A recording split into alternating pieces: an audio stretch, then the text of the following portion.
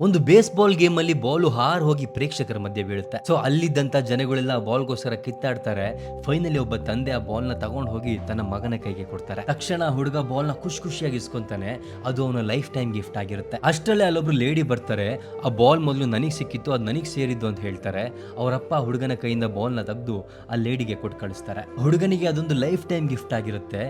ಹೀಗೆ ಬಂದು ಕೆಲವು ಸೆಕೆಂಡಲ್ಲಿ ಅವನ ಕೈಯಿಂದ ಅದು ಹೋಯ್ತಲ್ಲ ಅಂತ ಅವನಿಗೆ ತುಂಬಾ ಬೇಜಾರಾಗುತ್ತೆ. ಸೊ ಇಲ್ಲಿ ನಡೆದಿದ್ದೆಲ್ಲ ಒಬ್ಬ ಬೇಸ್‌ಬಾಲ್ ಪ್ಲೇಯರ್ ಸೂಕ್ಷ್ಮವಾಗಿ ಗಮನಿಸ್ತಾನೆ. ಅವತ್ತಿನ ಪಂದ್ಯ ಮುಗಿದ್ಮೇಲೆ ಆ ಹುಡುಗನನ್ನ ಸ್ಪೆಷಲಿ ತನ್ನ ಡ್ರೆಸ್ಸಿಂಗ್ ರೂಮ್‌ಗೆ ಕರೆಸಿ ತನ್ನ ಆಟೋಗ್ರಾಫ್ ಇರುವಂತಹ ಒಂದು ಬ್ಯಾಟ್ ನ ಕೊಟ್ಟು ಇನ್ನೊಂದು ಹೊಸ ಬೇಸ್‌ಬಾಲ್ ನ ಕೊಟ್ಟು ಅವನ ಜೊತೆ ಫೋಟೋ ತೆಗೆಸ್ಕೊತಾನೆ. ಅವತ್ತು ಆ ಲೇಡಿ ಬಂದು ಆ ಹುಡುಗನ ಕೈಯಿಂದ ಬಾಲ್ ನ ಇಸ್ಕೊಂಡಾಗ ಅವನಿಗೆ ತುಂಬಾ ಬೇಜಾರಂತೂ ಆಗಿರುತ್ತೆ. ಬಟ್ ಅವತ್ತಾಗ ಆಗಿರ್ಲಿಲ್ಲ ಅಂದ್ರೆ ಆ ಹುಡುಗ ಆ ಬೇಸ್‌ಬಾಲ್ ಪ್ಲೇಯರ್ ನ ಮೀಟ್ ಆಗ್ತಿರ್ಲಿಲ್ಲ.